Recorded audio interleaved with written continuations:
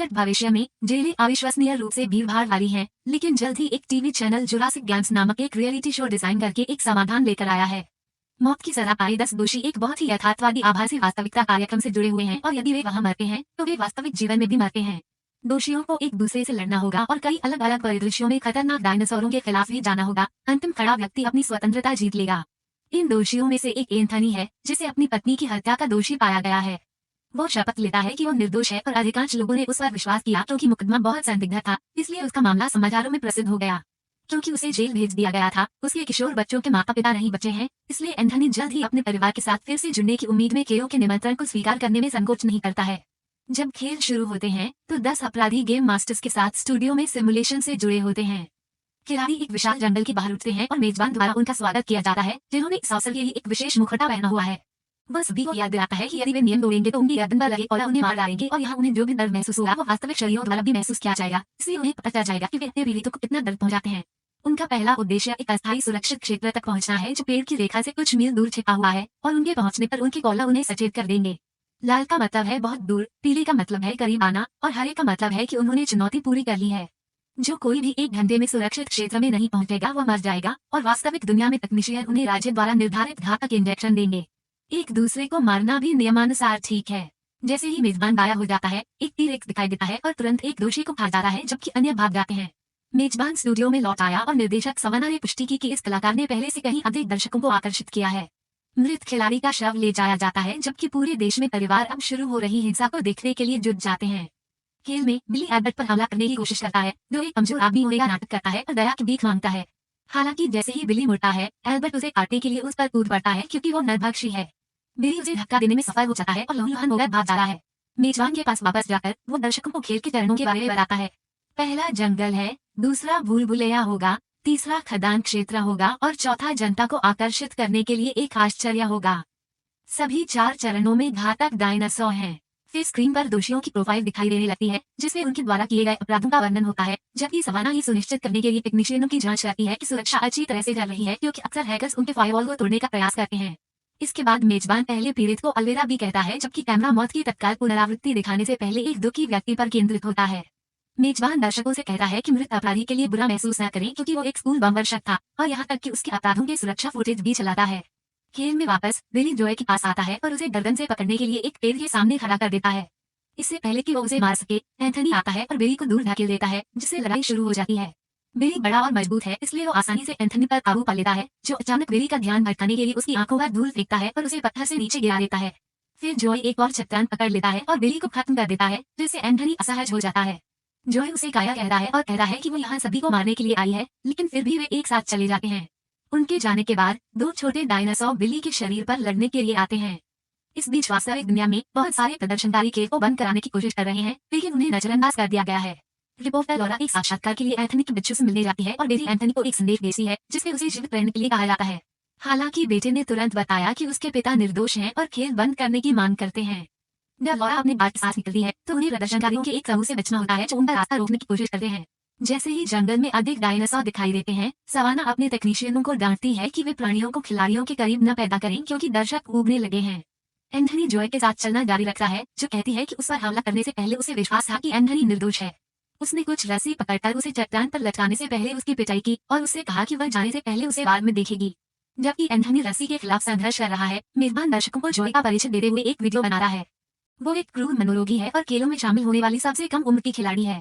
खेलों से पहले लॉरा ने उसके साथ एक साक्षात्कार किया था, लेकिन जॉय असभ्य था और उसे किसी भी सवाल का जवाब देने से इनकार कर दिया। उसने लॉरा को धोखा देकर उस पर हमला करने के लिए उसके करीब आने की कोशिश की, लेकिन गार्डों ने तुरंत उसे दंडित किया। एंथनी के बच्चे सोचते हैं कि उनके पिता मरने वाले हैं, तभी अचानक रस्सी खुल जाती है और पता चलता है कि रे ने उन्हें बचाया है। वो एक गठबंधन बनाना चाह रहा है, क्योंकि अकेले जीवित रहना असंभव है और एंथनी उसके साथ मिलकर काम करने के लिए सहमत हो जाता है। इसलिए जैसे ही वे डायनासोर के आने की आवाज सुनते हैं तो वे भाग जाते हैं। इस बीच में लॉरा रिन के बारे में एक वीडियो संपादित कर रही है, जिसमें वो उसकी सजा स्वीकार करता है और लोगों से सिस्टम के खिलाफ विद्रोह करने के लिए कहता है। सवाना ने उसे याद दिलाया कि इसका उपयोग न करें, क्योंकि वे विद्रोह का कारण नहीं बनना चाहते हैं, और लॉरा ने एंथनी के बच्चों के साथ साक्षात्कार के बारे में शिकायत करने का मौका इस्तेमाल किया, क्योंकि वे बहुत छोटे थे। हालांकि सवाना ने उसे कहा कि यदि उसे उसका गाना पसंद नहीं है तो वह छोड़ सकती है। खेल में ततैया कुछ चट्टानों पर चढ़ रही है और गलती से उसके पैर में चोट लग जाती है। जब वह जमीन पर गिरता है तो मिस्र बंधुओं ने उसे घेर लिया, जो उसके उपनाम का मजाक उड़ाते हैं और उस पर हमला करने की कोशिश करते हैं। ततैया उन्हें दूर धकेल देती है और एक सौदा पेश करती है। यदि वे उसे जीतने में मदद करते हैं तो वो उनकी बीमार माँ की महंगे इलाज का भुगतान करेगा। उस पल में डायनासोर दिखाई देते हैं, लेकिन क्योंकि तीनों एक दिलचस्प पल बिता रहे होते हैं, मेजबान अधिक तनाव पैदा करने के लिए तकनीशियन को डायनासोर को गायब करने का आदेश देता है। फिर भाई बहस करने लगते हैं क्योंकि छोटा भाई ततैया पर विश्वास नहीं करता, लेकिन बड़ा भाई विश्वास करता है। अंत में बड़े मेसन ने वास्प के सौदे को स्वीकार कर लिया और अपने भाई को उसे चोट पहुंचाने से रोक दिया, इसलिए छोटे मेसन के पास भी टीम में शामिल होने के अलावा कोई विकल्प नहीं है। स्टूडियो में मेजबान दर्शकों को बताता है कि मेसन भाइयों को नहीं पता कि उनकी मां की कल मृत्यु हो गई। एंथनी के पास वापस वो और ब्रेन डायनासोर से बचने और सुरक्षित क्षेत्र में पहुंचने के लिए काफी तेजी से भागने में कामयाब रहे। इस बीच स्टेफनी को एल्बर्ट ने घेर लिया है, लेकिन इससे पहले कि वो हमला कर सके उनके लिए भी सुरक्षित क्षेत्र सक्रिय हो जाता है। जल्द ही शेष सभी 8 खिलाड़ी उनके सामने दिखाई देने वाले एक डिजिटल दरवाजे को पार करते हैं और एक रहस्यमय कमरे में प्रवेश करते हैं जहां वे फिर से लड़ना चाहते हैं। हालांकि पॉट करने वालों ने उन्हें बाहर कर दिया ताकि शो से बजाय एक विज्ञापन चला सके। ये पता चला है कि उन्होंने सभी दोषियों की कार्रवाई के आंकड़े बना लिए हैं और अब उन्हें बच्चों को बेचते हैं। इसके बाद खिलाड़ी कमरे में जागते हैं और खुद को स्क्रीन के एक सेट से बंधा हुआ पाते हैं, जबकि मेजबान अगले चरण को शुरू करने के लिए आता है। जंजीरों से बचने के लिए उन्हें स्क्रीन पर भूल भुलैया को हल करना होगा और ऐसा करने वाले पहले व्यक्ति को एक हथियार से पुरस्कृत किया जाएगा।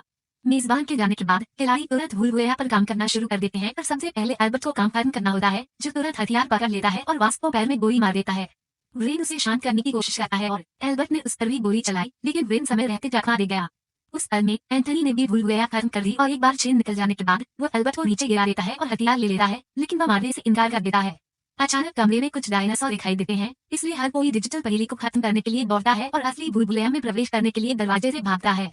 ब्रेन अपना काम पूरा नहीं कर सकता, इसलिए एंथनी ने उसे मुक्त करने के लिए चेन पर गोली चलाई और वे एक साथ भूल भुलैया में चले गए। अंदर अंधेरा और धुंधला है, इतनी जल्दी ब्रेन और इंटन जल्दी से गायब हो गया। जैसे ही सभी खिलाड़ी अनगिनत गलियारों में खो जाते हैं, ब्रेन गलती से मुख्य कमरे में लौट आता है, जहां वह डायनासोरों से घिरा हुआ है। चेन का उपयोग करते हुए ब्रेन अपनी मार्शल आर्ट चालें दिखाता है और जानवरों को कुछ बार मारने में सफल होता है, लेकिन वे इतने मजबूत होते हैं कि उन्हें गिराया नहीं जा सकता और वे जल्द ही उसे खाने के लिए जमीन पर धकेल देते हैं। बाद में डायनासोर भूल भुलैया में लौट आते हैं। उनमें से एक को छुपी हुई स्टेफनी लगभग मिल ही जाती है, लेकिन एंथनी पहले जानवर को गोली मार देता है। गोली की आवाज से अन्य डायनासोरों का ध्यान आकर्षित होता है, जो तुरंत उनका पीछा करना शुरू कर देते हैं। एंथनी और स्टेफनी दौड़ना शुरू करते हैं और दूसरों से टकराते हैं, इसलिए वे तब तक एक साथ चलते रहते हैं जब तक वे एक मिनट अंत में फंस नहीं जाते। उसी समय स्टेफनी की नजर एक जाली पर पड़ती है, इसलिए एंथनी उसे गोली मारकर खोल देता है और वे वहां से भाग जाते हैं। एंथनी सबसे आखिर में चलता है और बाहर जाते समय डायनासोरों को मारता रहता है। जब खिलाड़ी एक रेगिस्तानी इलाके में आते हैं तो एल्बर्ट एंथनी को नीचे गिराने और हथियार चुराने के लिए उस पर कूद पड़ता है। हालांकि गोला बारूद खत्म हो गया है और एल्बर्ट गोली नहीं चला सकता, इसलिए एंथनी ने उसे दूर धकेल दिया। उसी समय मेजबान आता है और शेष 7 खिलाड़ियों को बधाई देता है। चूंकि स्टेफनी भूल भुलैया से बाहर निकलने वाली पहली महिला थी, मेजबान उसे इनाम देता है। यह एक छोटा डिजिटल मानचित्र है जो उसे गेम चेंजिंग आपूर्ति के साथ एक टोकरे में ले जाएगा। मेजबान के गायब हो जाने के बाद नक्शे को लेकर लड़ाई शुरू हो जाती है और राजनीति के हाथों में समाप्त हो जाती है, इसलिए समूह के बाकी सदस्य उनका अनुसरण करना शुरू कर देते हैं। इस बीच लॉरा स्टेफनी के अपराधों की कहानी दिखा रही है। उसने एक धारा में 16 लोगों को मार डाला और पहले तो सभी ने सोचा कि यह एक कृत्य था, लेकिन वे वास्तविक मौतें निकली। फिर सवाना एक साक्षात्कार के लिए न्यूज़कास्ट पर आती है, जिसके दौरान रिपोर्टर शो की नैतिकता पर सवाल उठाता है। सवाना का कहना है कि ये सभी दोषी वैसे भी मौत की सजा पर मरने वाले थे और उनके पास सरकार से अनुमति है, इसलिए वो इस मुद्दे को नहीं देखती हैं। रिपोर्टर केवमैन नामक एक संगठन के बारे में भी पूछता है जो सीजन के समापन को बाधित करना चाहता है, लेकिन सवाना अपनी सुरक्षा को लेकर आश्वस्त है। साक्षात्कार समाप्त होने के बाद सवाना कहती है कि वो चाहती है कि कोई विजेता न हो, क्योंकि ये सभी घृणित अपराधी मरने के लायक हैं। खेल में वापस समूह कुछ विशाल लेकिन शांतिपूर्ण डायनासोरों से बचते हुए चलता रहता है। एंथनी को स्टेफनी से छेड़ करने का मौका मिलता है, जो नहीं सोचती कि एंथनी दोषी है। मेसन भाई इस बात पर बहस कर रहे हैं कि नक्शा किसे ले जाना चाहिए और वे इतने विचलित थे कि एक विशाल मांसाहारी पौधे को ततैया पर कब्जा करते हुए नहीं देख सके। अपनी जहरीली पत्तियों के साथ जब उन्होंने चिल्लाने की आवाज सुनी तो भाइयों में से एक ने पौधे पर मुक्का मारा और ततैया को गिरा दिया, जो गंभीर रूप से घायल हो गया।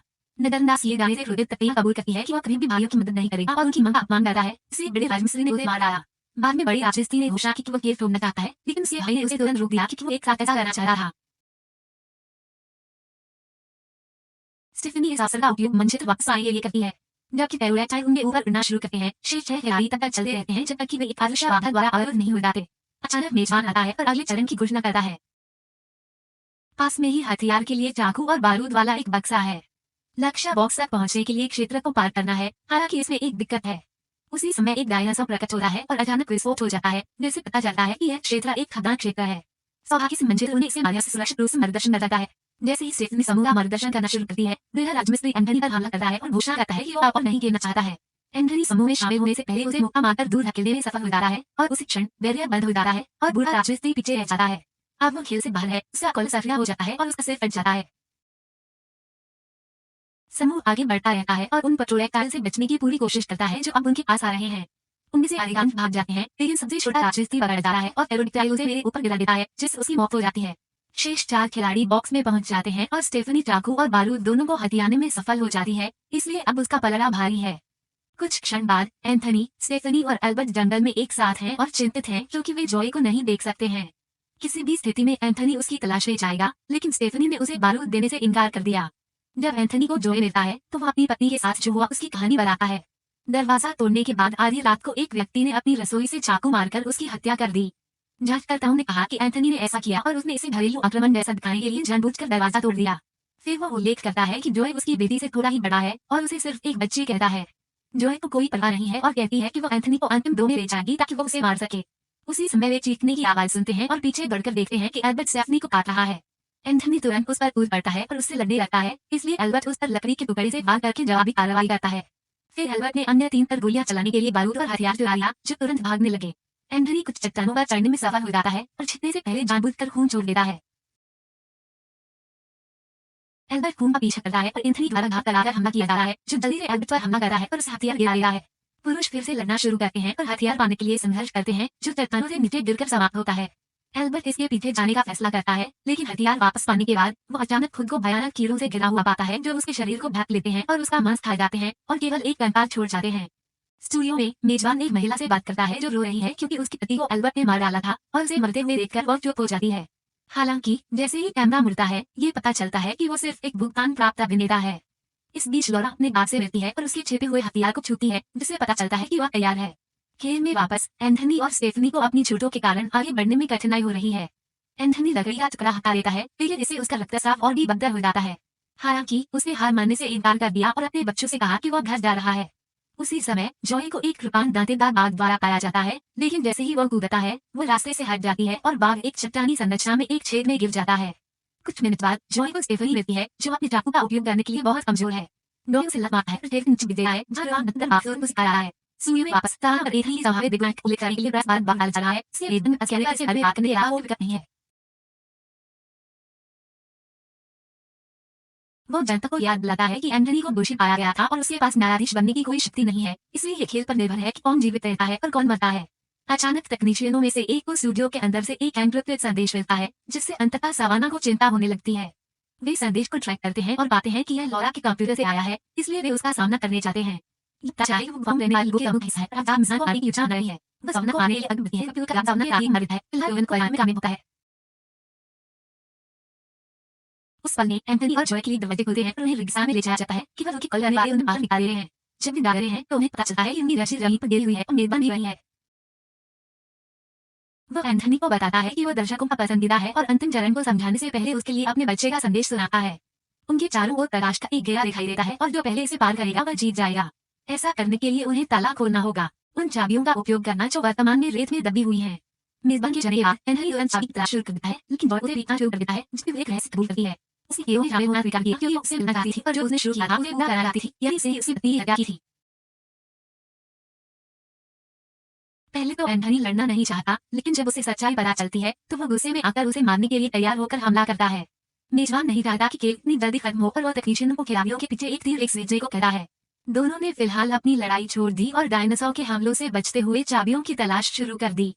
जॉय पहले उसकी चाबी ढूंढती है और चेन को खोल देती है, इससे पहले कि वह भागने के लिए दौड़ने लगे, लेकिन मेजबान 2 और टी-रेक्स भेजकर उसका रास्ता रोक देता है। हालांकि इन टी-रेक्स को वास्तविक टी-रेक्स की तरह क्षेत्रीय होने के लिए प्रोग्राम किया गया है, इसलिए वे अंततः उनके बीच लड़ते हैं। जब टी-रेक्स से एक हार जाता है तो उसका शरीर जॉय की चेन के ऊपर गिर जाता है, जिससे वह फंस जाती है। अन्य डायनासोर लड़ते रहते हैं और गलती से एंथनी को जमीन पर धकेल देते हैं, जिससे वह किसी चीज पर गिर जाता है, जिससे उसकी बांह पर चोट लग जाती है। यह उसकी चाबी निकली, इसलिए उसने ताला खोल दिया और तुरंत दौड़ना शुरू कर दिया। उस पल में जॉय भी अपनी चेन छुड़ाने में कामयाब हो जाती है, इसलिए वह भी भागने लगती है। डायनासोर की लड़ाई केवल एक टी-रेक्स के खड़े होने के साथ समाप्त होती है और ये तुरंत खिलाड़ियों का पीछा करना शुरू कर देती है। जैसे जैसे वे सर्कल के करीब पहुंचते हैं, समय समाप्त हो जाता है और कॉलर से जॉय का सिर फट जाता है, लेकिन एंथनी कूदने में सफल हो जाता है और जीतने के लिए अपने शरीर का काफी हिस्सा सर्कल के बाहर रख देता है। जैसा कि पूरे देश में लोग उसके लिए जयकार कर रहे हैं, स्टूडियो में लॉरा अंततः अपना हथियार निकालती है और टेक्नीशियनों को एंथनी को सिमुलेशन से बाहर लाने के लिए कहती है, इससे पहले कि वह कैमरे पर घोषणा करती है कि वो इस यातना को समाप्त कर रही है, इसलिए कोई और गेम नहीं होगा। फिर वो और उसका गार्ड एक तकनीशियन को मेजबान को सिमुलेशन से जोड़ने के लिए कहते हैं और वह टी-रेक्स के साथ रेगिस्तान में दिखाई देता है। जब कोई तकनीशियन डायनासोर कार्यक्रम को रोकना चाहता है, लॉरा ने उसे गोली मार दी और पैनिक्स ने सूर्य पर कब्जा कर लिया। जैसे ही लोग भागते हैं, लॉरा दूसरे तकनीशियन को गेम को फिर से ट्रांसमिशन पर रखने के लिए कहती है और अब हर कोई देख सकता है कि टी-रेक्स कैसे सेकंडों में मेजबान को निगल जाता है। उसी समय एंथनी जाग जाता है, लेकिन सुरक्षाकर्मी भी स्टूडियो में घुस आते हैं। गोलीबारी शुरू हो जाती है और जल्द ही हर कोई एक दूसरे को इस हद तक गोली मार रहा है कि कोई भी जीवित नहीं बचा है, लॉरा भी नहीं। एंथनी को भी एक आवारा गोली लगी है और वह देखता है। बेहोश होने से पहले लॉरा का शरीर। कुछ दिनों बाद ये पता चला कि एंथनी ठीक है और अपने परिवार के साथ घर वापस आ गया है। हालांकि टीवी पर वे कह रहे हैं कि शो अवश्य चलना चाहिए, इसलिए जुरासिक गेम्स जल्द ही एक नए मेजबान के साथ वापस आ रहे हैं और इस बार डायनासोर उन्नत हथियारों से लैस होंगे। सदस्यता लेना और सूचनाएं चालू करना सुनिश्चित करें ताकि आप इस तरह के और वीडियो देख सकें। देखने के लिए धन्यवाद।